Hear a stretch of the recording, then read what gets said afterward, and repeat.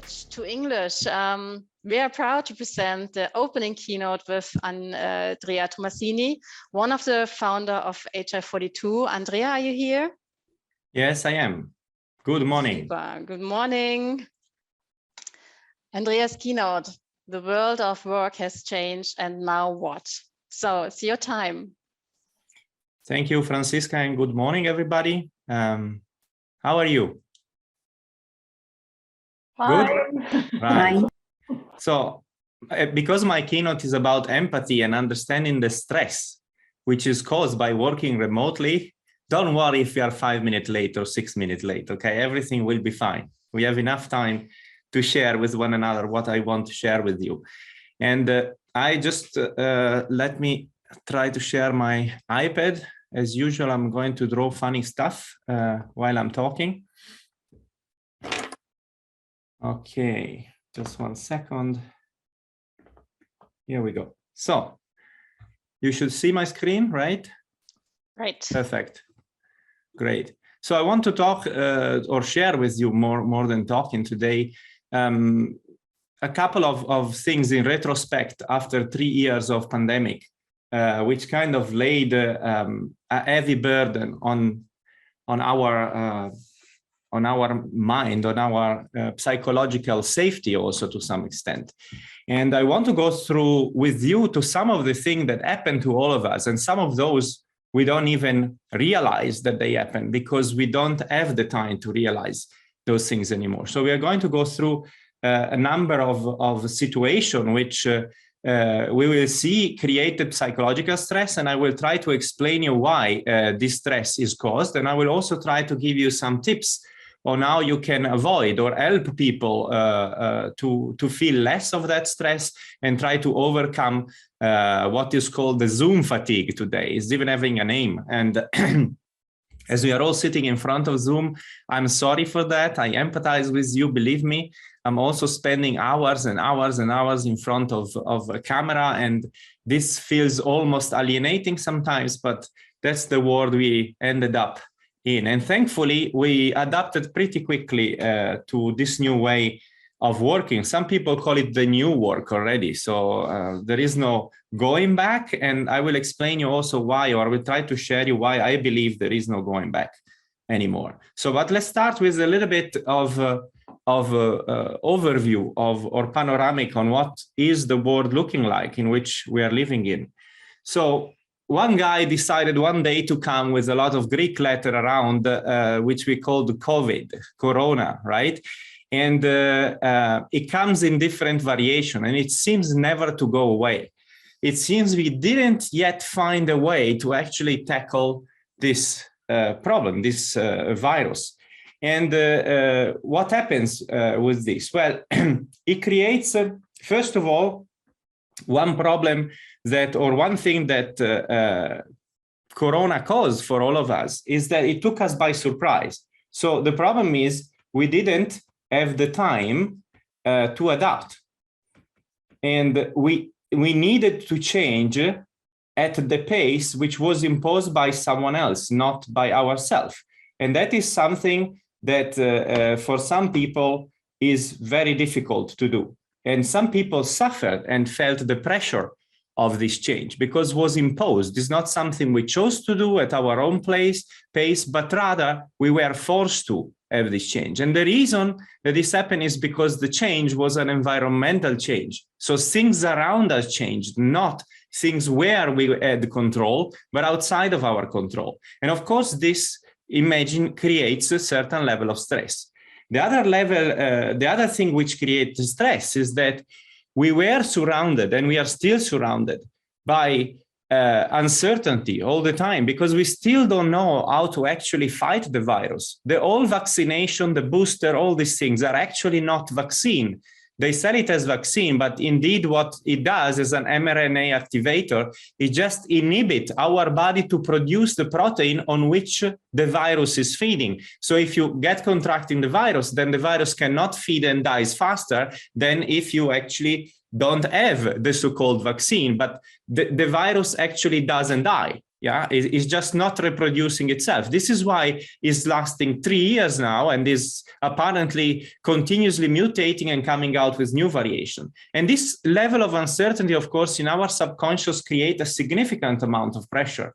But after about 3 years, we managed to, despite being forced to change habits, because all of us needed to start within a week, probably, learning again how to work remotely in a completely different context, in a completely different environment, perhaps even using different tools from what we were used to.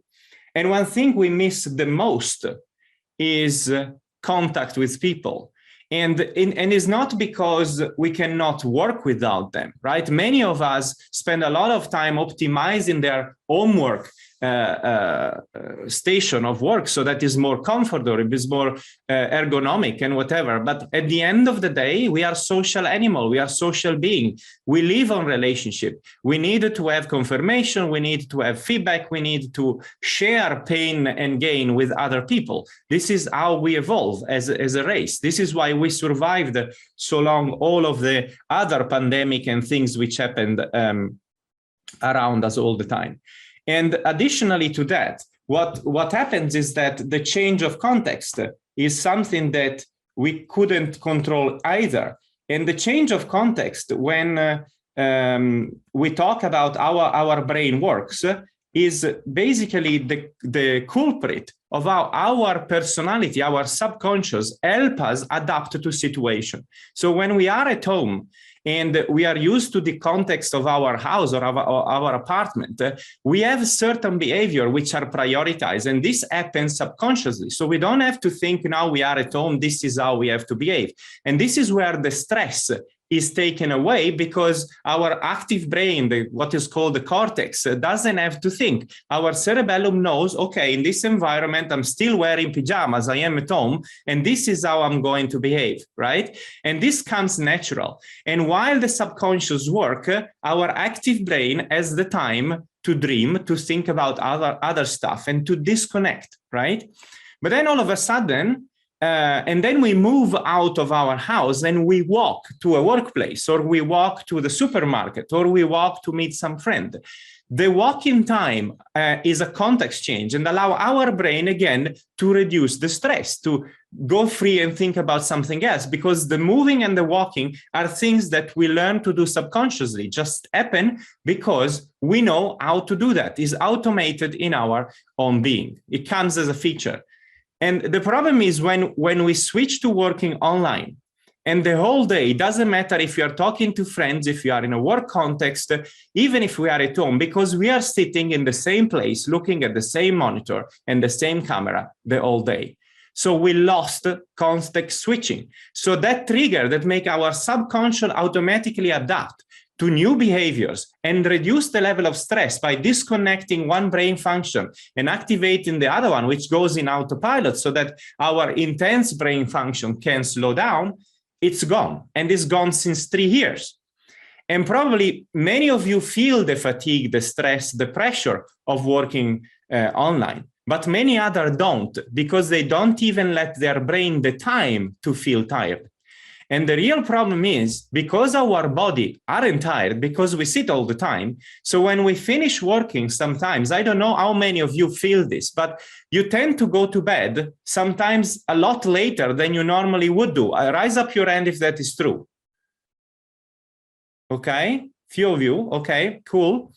So why is that happening? Because when we finish working, or better said, sitting in front of a camera, what happens is we are mentally tired, but our body is there to say, hey, come on, let's move. We need to do something. We need to move our muscle. We need to stay awake now. It's time to actually be active. And our brain simply cannot do that because we are too much mentally tired. So it creates an imbalance between the need of our body to get the blood flowing through the muscle, through the organs, also is good for digestion, is good for concentration, is good for a lot of things. But sitting a long time, lowering our heartbeat rate and getting less oxygen to the brain causes both mental tiredness, but also indirectly then physical tiredness, because when the moment comes, we are not ready to jump into it. And other things which is difficult working remotely is making clear what your role is in a specific context. Because again, the context doesn't change. Our brain cannot optimize our behavior for what is needed in that moment because of the difficulty of determining automatically what is our role in that context. It needs to explore, it needs to research, it needs to analyze all the time. And this is a lot more fatigue than what we are used to when we're simply walking around. We have not been genetically built to work in this way. This is why our body struggles and is exposed to more stress.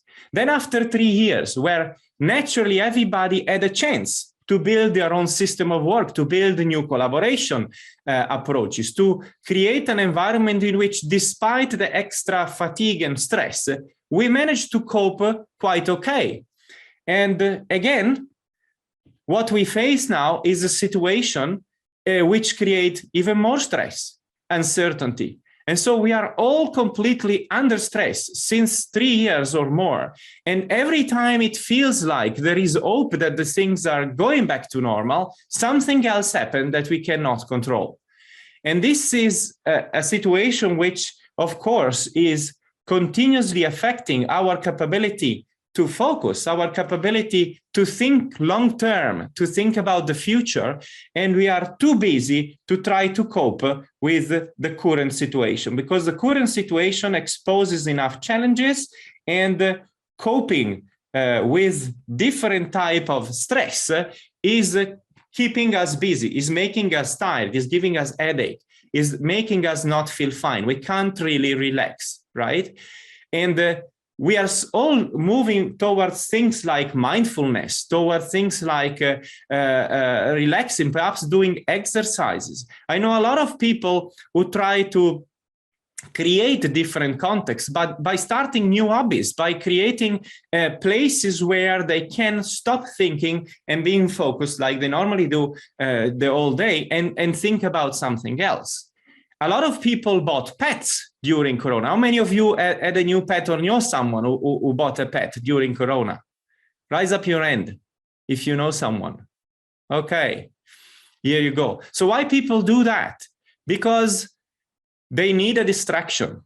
They need something which they cannot control, which causes their brain and their attitude to switch, right? That's simply human. And the reason why all of this happens, I'm trying to explain it to you using a modern identity theory. So the identity theory is a theory which explains how our own being, our own manifestation of identity is basically presented or activated depending on the context in where we are. So first of all of us have multiple identities, right? So depending on the context in which we operate and the relationship which we have with the people within that context, we are activating one or another identity, okay? So we can be the genius, super focused worker. We can be the lover, passionate wife or husband or friends. We can be totally chilled, enjoying a drink and don't caring about what happens around us. Or we can be the fighter, or we can be another million of things. We can be all of these different things, but at the same time is still us, right? So in terms of psychology, the fact that we are able to keep our mental sanity, despite having multiple identities, is bound to the fact that all those identities share the same ethical system. So we have a common set of value which allow us, independent of the hat we are wearing, of the identity we are living in that specific moment in time, it allows us to actually keep coherence between all those different identity and behaviors, because we share a value system, because we have the same ethical system. And the way, as I anticipated, we are able to adapt and switch our identity is because our subconscious brain is able to detect whenever there is a context switch in a situation. Whenever there is a context switch, we are able then to detect that context switch, activate our subconscious, and basically switch our identity to the most appropriate identity for that specific context. And all of this is done by probing and failing at the beginning, but after we found out what is that people in a specific context expect from us, our brain is excellent at optimizing those behavior and those identity which are expected in that specific context. And while we move from one context to the next, our subconscious is automatically processing this information and providing us with the best tool to survive, the best tool to understand also how to manifest that relationship. This is very simple. If you think where you are when you are at home and you are with your partner, the context home and the relationship partner manifests in you or promotes in you, gives precedence to certain type of behavior, which are the behavior that you both or you deem more appropriate for that type of context and relationship. When you switch to a work context, or better, you see your colleagues and you are perhaps in an office, your brain again adapts and prioritizes different behavior. And all of this is done in terms of actions, in terms of interactions, is particularly somehow emphasized when we have a specific role in a specific context. So a role is nothing else than an attractor, if you want, a catalyst for certain type of behavior, because the role describes which type of function and activity we are supposed to perform in a specific context, and therefore the fact that we have a role within a group, in a context, automatically prioritizes certain type of behavior from our side. And all of this works perfectly. We are used to it. Our body is built for that. Why is built for that? It's because of our so-called survival instinct. If we are in a cave, there is fire on, and outside is snowing, everything is fine. If we are in the middle of the jungle, we don't have a fire, our behavior, our triggers, our level of attention and stress are significantly higher, because we need to be able to jump away if there is a threat coming.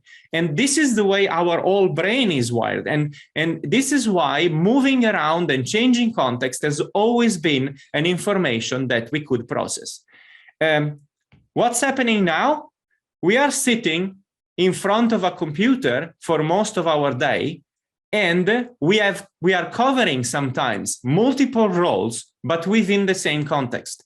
And so our natural capability to switch role based on content and relationship is seriously threatened by the fact that the physical context switch is not happening anymore. And we need to think more thoroughly about it. We need to be more focused and use more brain power than we normally would. And this situation is what, of course, create this somehow subconscious fatigue and cognitive fatigue, because we are not able to automatically switch. So we are still in a process of learning that. We are still in a process in which we need to learn new routines to cope with certain type of context switches, which happen mostly in a digital world. But let's have a look more into detail of what these multiple roles in the same context might mean or might create to our psychological process, but primarily also understand what is it that we can do in order to help our brain to understand that change and also be more kind of proactive or active, if you want, in that sense, when it comes to changes. So let's have a look at how working from home evolved our approach to work, and also how this evolution has an impact or not on our motivation. So we said we are working from home. We have to automatically adapt to different contexts. We need to be able to cover multiple roles while sitting in front of the same screen and the same computer. And all of this started 3 years ago, and we have been learning step by step. And I'm pretty sure some of you went from this to this in few weeks, where we totally optimized our work environment with larger monitor, better cameras, more high fidelity microphones, and we bought a proper chair so that we can sit comfortably and don't have pain in our back, all good stuff, right? And made us feel good for a while, because this type of local optimization only really works for a short period of time, because it can never become a purpose. We can optimize indefinitely. We can always make things better.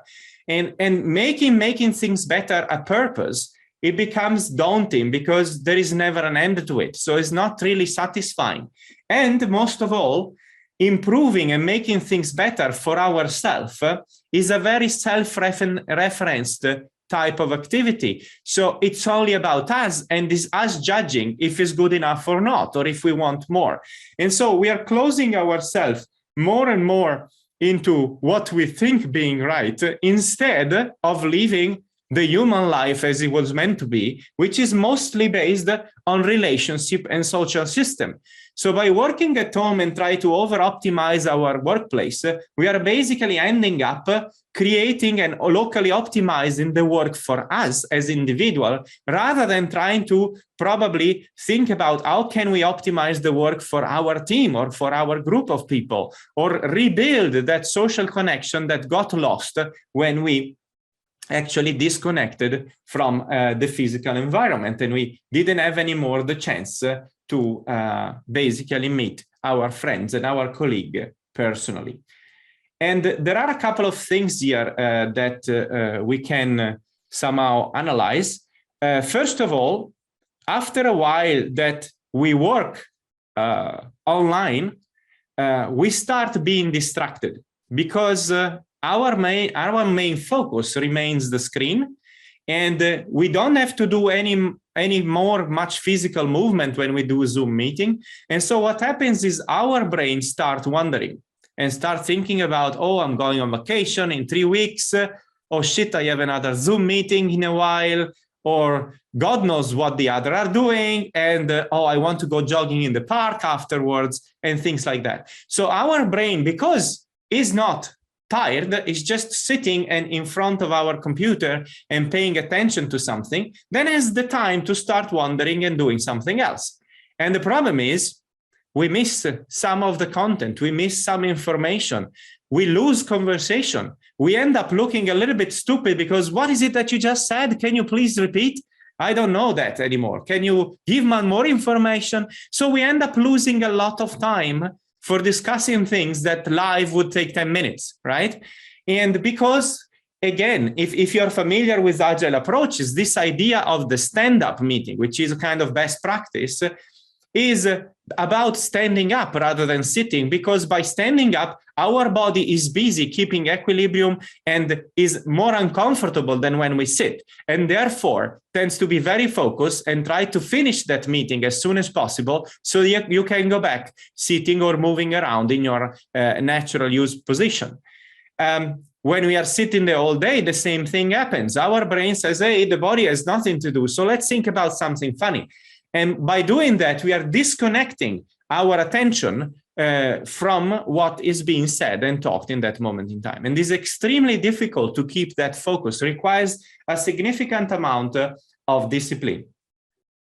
Also, there are other things which are difficult to do when we are at home. And one thing that motivates people and humans in general is what we call purpose, right? So if we think about purpose, and we think about how can we contribute to a bigger whole, because the purpose that we want is the one that is beyond what we can achieve ourselves. We want to be part of something greater than ourselves. This is a kind of human instinct that brings people together with one another. And why is that? Because we like challenges, we like to be curious, we like to learn from others. And so if we are always having a purpose or a challenge which is only bound to our own capability, we don't really have a drive or a motivation to improve or to get beyond what we can already know. Or we can do that by self-learning, but it's different from saying, hey, I'm part of a bigger challenge. I know I can do few percentage or contribute to a certain amount for this bigger challenge, but I need to cooperate and work with other people so we can achieve this greater result, and I will never be able to achieve by myself. And that is mostly what motivates individual beyond the simple individual motivation.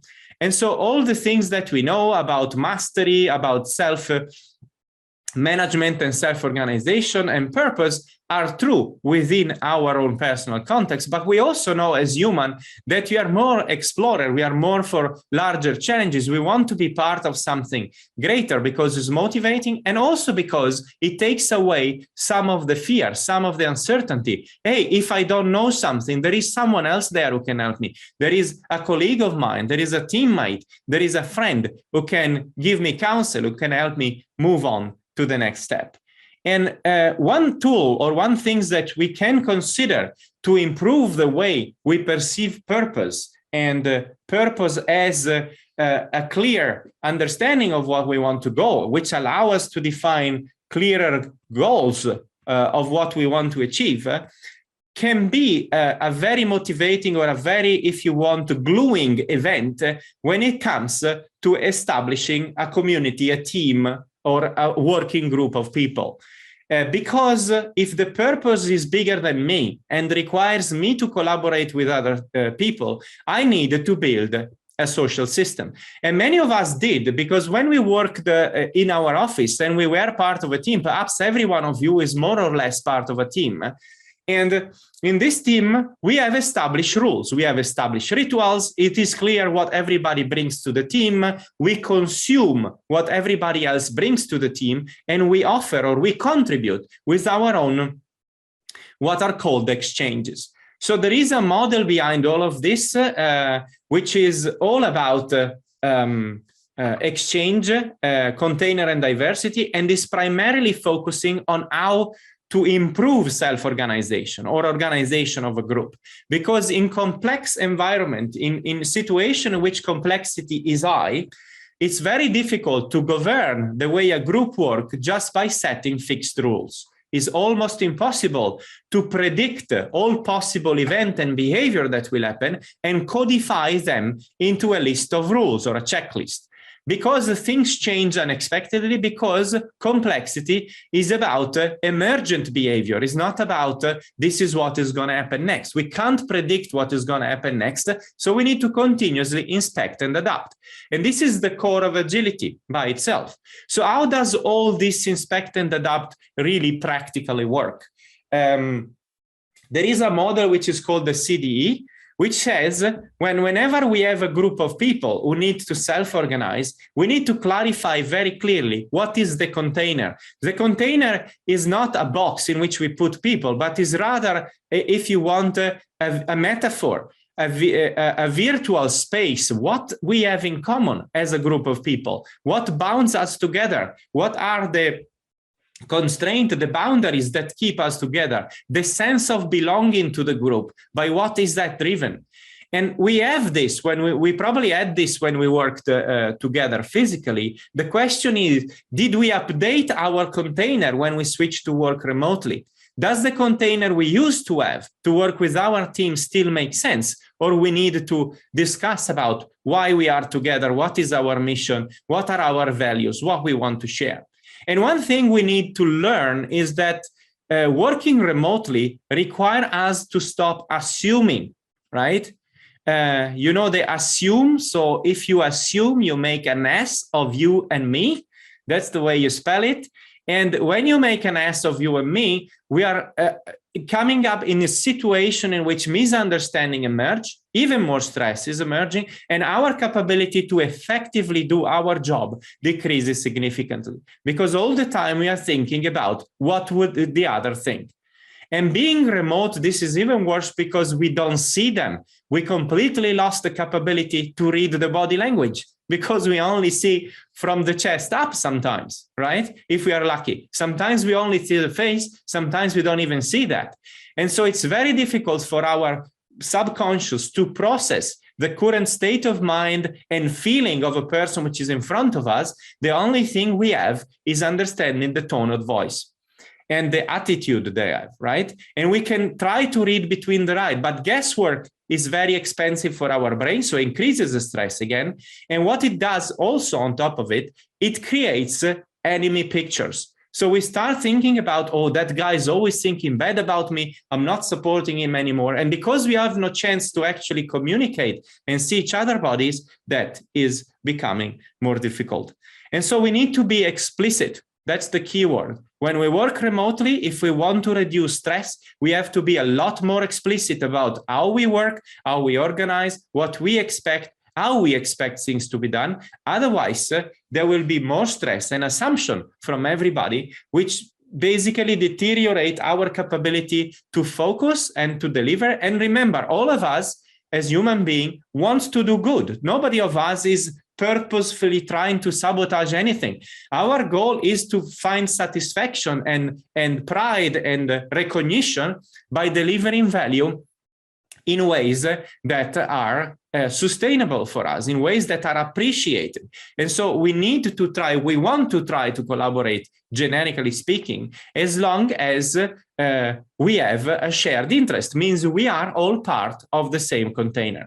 Then what makes a container effective? Diversity. So diversity is the spark that activates our curiosity and make us want to learn more, makes us go and ask to other people, what is it that you are doing? Can I see? Can I learn from you?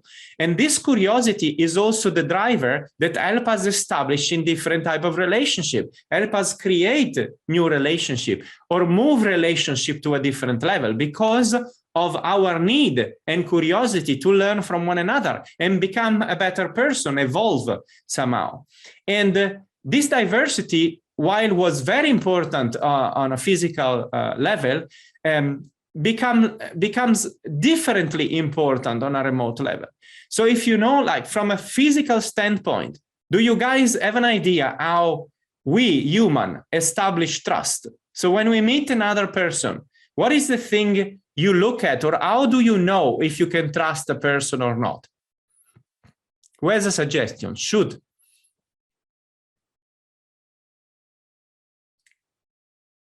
Body language. Body language. Good guess. Does it equally work when you are online and when you are physically present? Probably not. Not only because we cannot see the body, but spoiler alert, we are still animal, and you might believe it or not, you can research it, but we actually smell pheromone, and we establish trust by smelling pheromone. And if people are nervous, are not true, we are actually smelling it. We lost a lot of that sense because we evolved other senses as human beings, while animals still have a lot more of that into their nervous system. We have less of that, but believe me, it's still true. We need to smell pheromone in order to establish if a person is true or not to us. And the body language is the way we visually interpret that behavior, because the pheromone trigger, hey, this guy is lying, and immediately we look at how the arms are posed, if the legs are crossed, if the arms are crossed, if the guy is touching his nose or his mouth all the time, which means probably is not telling the truth. But the fundamental trigger that makes our subconscious look at the body language is the pheromone. So how can we smell pheromone over the internet? It's a little bit difficult, isn't it? And so because that is difficult, establishing trust relationship when working remotely requires extreme cautions and requires to be extremely explicit. And for some people might be disorienting because it might feel you are invading my private sphere. You are invading my way of being. This is why it's delicate, and we all need to learn leadership skill that allow us to understand how to communicate more effectively with one another and how to find a system that allow us to make this collaboration possible, this capability to make things explicit possible.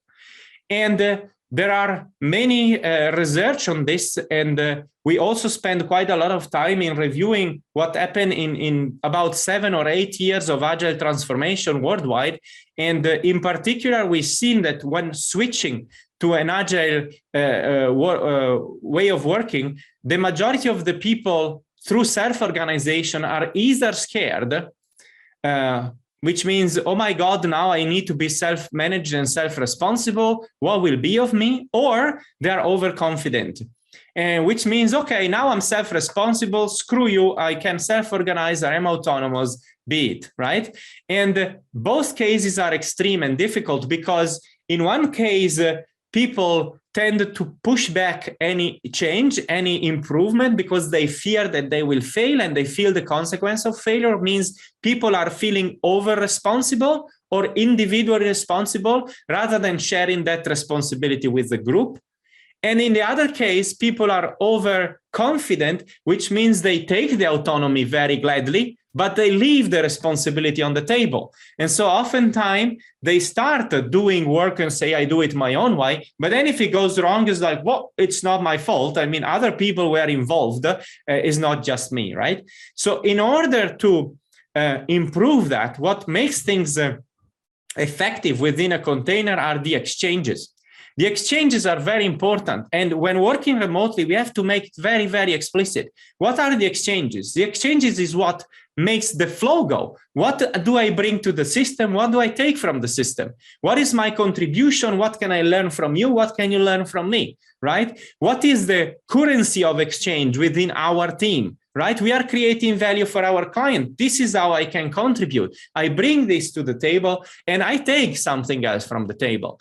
And we need to be very clear about what is it that everybody brings to the table and what is it that we are willing to let other people take away, and what are the consequences of it. And creating an environment in which we have shared responsibility takes a lot more of work when working remotely than when we are physically present, because we don't have the pheromone, we don't have the possibility to see the body language more clearly, and we don't have the possibility to go away. Yeah, stand up, go take fresh air, drink a coffee, disconnect, and see things from a different way, statically. It's harder because we are stuck in front of the camera. Even if I recently facilitated a leadership team retrospective, and I had a situation when someone just put the fist on the table, stood up, and went away from the computer and left, the screen empty for a while. These things still happen, is a normal reaction, but think about how do everybody else feel.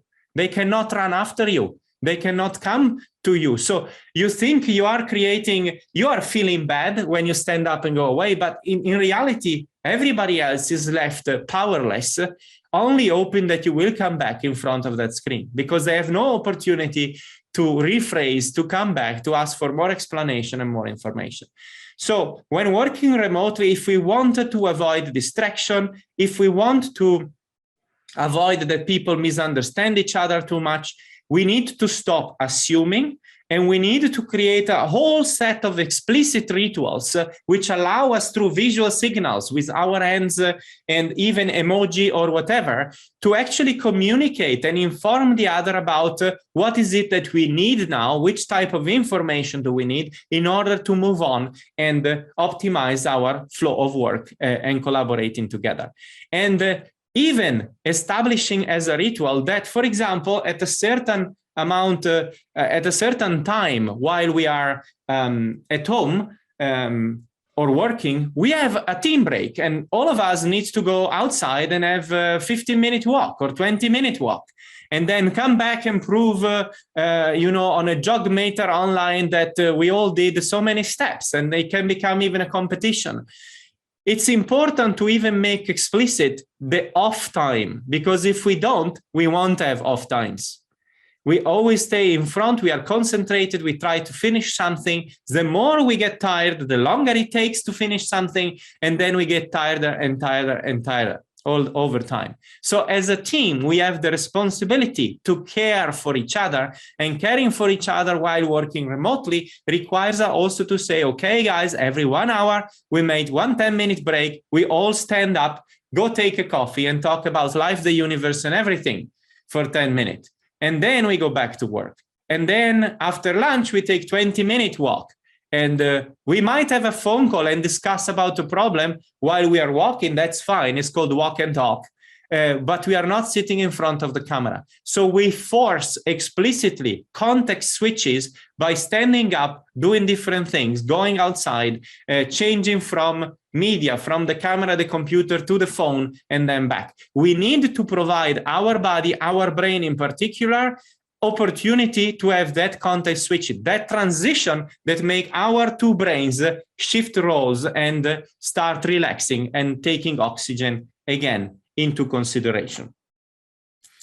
Another thing which I've learned personally is very, very difficult and challenged when working remotely is to mentor and support people who are not 100% autonomous.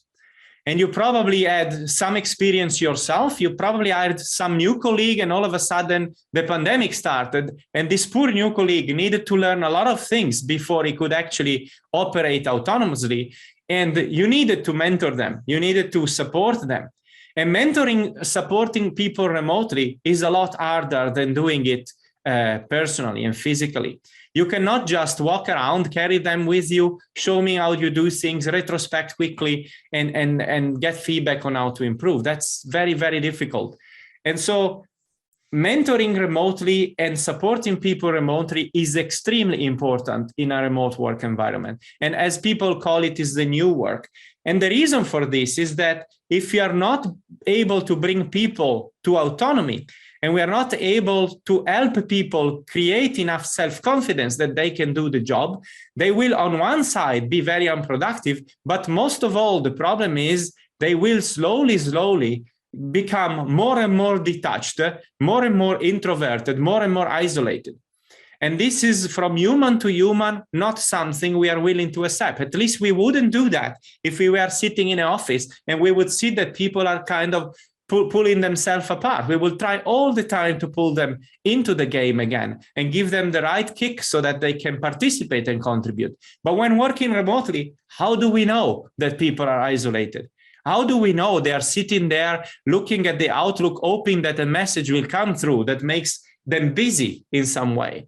We won't know that. And so we need to establish very clear routine and ritual, regular meetings, regular talks, and so on. But then again, hey, how much time do we have in a day to schedule regular meetings? When do we actually work if we have regular meetings all the times? So how do we establish then those rituals that allow us to have those moments of sharing, perhaps once a week, and then ad hoc whenever is needed? But also, how do we make sure that those rituals and those connection and exchange that we had when we were in the office are still live? Well, there are some teams, for example, who have a Zoom channel open all the time when they work, and this is their team channel. And if you are in a company with a lot of team and you are a manager, you can still do management by walking around, just by going and visiting different Zoom channels and see how people are actually talking to one another, working. Or when they do concentrated work, they just mute themselves and they are still there typing and doing things so everybody can see them. And then you can post offline chat questions. And then when they are back from the concentrated work, they can come back to you and you can have a conversation. But you have to agree on all of this protocol. They don't come natural because we didn't practice them before. They're all things we need to do now in this moment in time. And another thing which is very hard is supervision. So if you are working in an environment in which supervision is important, not because you are not agile, but for example, because you have certain compliance requirement, because you have the need to review the artifact, because you always have to have the so-called 4 eyes principle and 2 brains. So 2 people always need to pair and look at things. So doing this type of stuff is a way more difficult to execute in a remote way. The most important thing, so if we want to help people feel comfortable, is to care. And in order to be able to care, we need to be empathetic with people. Being empathetic doesn't just mean, okay, I see the situation in which you are, but means genuinely be interested in learning more about who people are, what they do, how do they live their current life, how do they live their normal life, what are their interests, what is driving them, right? And finding ways in which we can make everybody feel comfortable and adapted to the current situation, which, as we know, as we learn from the beginning, is going to be challenging for a long while, and apparently is not going to be the last pandemic. There's already a lot of research that point out that the extreme uncautious way in which human beings are researching genetic manipulated food, especially for animal, is going to cause a lot of other diseases which we can't predict, because we are basically playing around with manipulating DNA of things which we don't have control on. And this is very unfortunate. The other unexpected threat that we have is the environment and the climate change, which is creating a lot of conditions which we cannot control. And this also creates stress. Creates stress because if we compare ourselves to the generation before us, the mantra was you work like 50, 60 years and then you retire and then you enjoy all the money you earn by going on vacation, having a better life and having a nice house and so on. But we are living in time of such uncertainty that people tend to switch more and more in living on a daily basis. And this is extremely daunting because it takes away the purpose that we need as human to thrive. We need to improve, we need to be challenged. And so we need to collaborate together to bring the purpose back to our workplaces, even in this time of uncertainty. And even if that purpose keep on changing continuously, because we all agree together to change it, then be it. But still, our job is to make sure that we can adapt continuously to the situation, define a new purpose, agree together which type of exchange and rules and rituals will help us as a group achieving that purpose, so we can continuously be focused and motivated and adapt to those changes all the way through. And the good news is Agile was built or was designed exactly to cope with changes and cope with changes even in an unexpected pace. The problem is working remotely requires to do all of those things agile that we have been probably very proficient at doing in a physical space, to do them in a virtual space. And it doesn't mean copy one-to-one what we were doing physically into the digital world, but rather understand what are the equivalent or similar things, or perhaps just drop them, because probably in the digital world, as I try to explain you in the past 45 minutes, we need different rituals. We need new rituals. We need to be more explicit. We need to be more empathetic. We need to force ourselves to break and make pause. We need to force context switch. Otherwise, our brain never rests. And all of these things are few of the takeaways I hope you will bring with you after this hopefully interesting keynote for you. And also would have a couple more of points, and then I'm open for question. So the world of work changed, and changed not because we wanted it to change necessarily, but changed because of unpredictable events, which were also very strongly unrelated perhaps with the work we were doing. But we learn and adapt because human beings are very good at adapting to situations which we can not master. We just need time. Some of us need more time, some of us are faster. And so also there, the value of working as a team, of being self-organized as a team, is very high, because if we have a high diversity, the likelihood that someone else will find a solution before we do is much higher. And this comforts us. Because we have different brain, different mind, different personality in our team, we encounter a new problem and we have more chances to solve it because we have a diverse mindset. If we are left alone and we're stuck and we are stumbling on a problem and we don't solve it, we get more and more frustrated and tired. Then empathy and caring are essential skills to learn to work remotely and distributed in an effective way.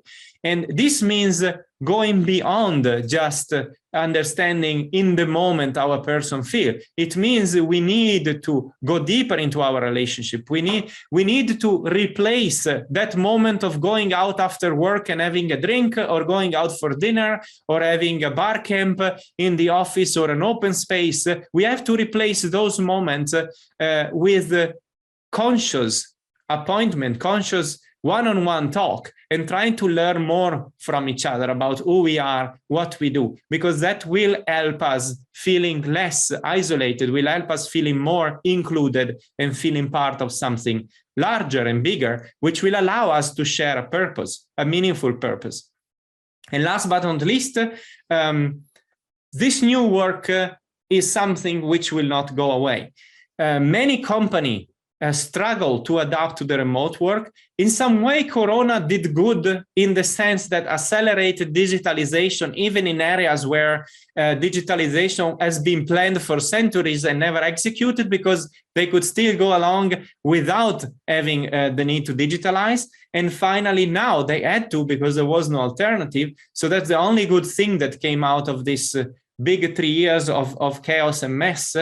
But what is important is, when working remotely, we need to plan for slack. We need to create space for our brain to distract. We need to create space for our body to be active again, bring oxygen to our brain, make sure that we can have off time so our brain activity can have a pause and switch. Also stand up, go for a coffee, come back perhaps, or have a walk and talk with our friend.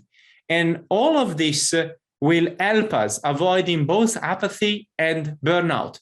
I've seen a lot of colleagues and friends who went through very terrible moments in these 3 years, which needed a lot of help. In some cases was too late because nobody noticed that people were burned out. You probably don't notice yourself how stressed you are because you are too busy and too stressed to realize that you're stressed. And this is already an indicator of how much difficult and challenging is for human beings to adapt to such an unnatural way of working. And in this situation, the only thing that can save us, because we are social animal, are relationship. So take care of your relationship, make sure you build them, make sure you go deeper into them, because when you need help, the natural thing to do is reach out to someone else. And the shorter is our capability to reach out, the network, the level of network we have, the faster we will get unstuck, and the less likely is that we'll be frustrated and burned out. That's it. Thanks for listening for an hour or so. Any question? Andrea, thank you for the review of the last 2 years and your tips for the future. Franziska, if your question is still relevant, would you like to ask your question directly to Andrea? Yes, thank you very much, Andrea. There were many aspects that I think are very important to all of us. One I would like to ask about is the way you talked about self-organization as being something very important in our new way of working, and basically being pushed back to the individual.